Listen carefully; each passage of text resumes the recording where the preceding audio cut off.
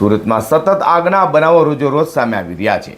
ઉધનાના ઉદ્યોગનગર ખાતે વીજ ટ્રાન્સફોર્મરમાં શોર્ટ સર્કિટથી આગ લાગતા આખા વિસ્તારમાં ભાગદોડી મચી ગઈ હતી। તો આગને લઈને વીજળી ગુલ રહેતા સ્થાનિકો કારમી ગરમીમાં પરેશાન થયા છે। સુરતના ઉધના વિસ્તારમાં આવેલા ઉદ્યોગનગરના રોડ નંબર 4 પર આજે અચાનક જ વીજ ટ્રાન્સફોર્મરમાં શોર્ટ સર્કિટ થવાને કારણે ભીષણ આગ ફાટી નીકળી હતી। જોતજોતામાં આગે વિકરાળ સ્વરૂપ ધારણ કરતા આસપાસના વિસ્તારમાં દોડધામ મચી ગઈ હતી। ઘટનાની જાણ થતાં જ ફાયર વિભાગનો કાફલો તાત્કાલિક ઘટના સ્થળે દોડી આવ્યો હતો અને આકરી ગરમીમાં પંખા એસી બંધ થઈ જતા રહીશો ત્રયમામ પોકારી ઉઠ્યા હતા। આગ પર કાબુ મેળવવા માટે સૌથી પહેલા વીજ પુરવઠો બંધ કરવાની ફરજ પડી હતી।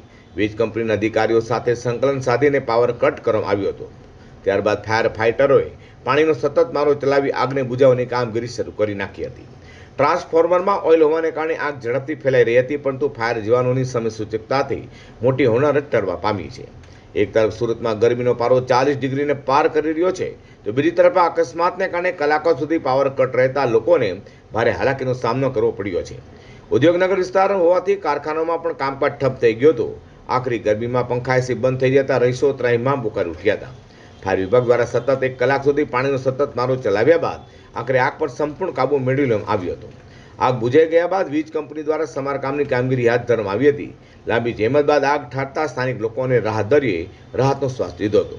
સદનસીબે આ ઘટનામાં કોઈ જાનહાનિ ન થતા લોકોને તંત્રએ રાહતના સમાચાર મળ્યા છે।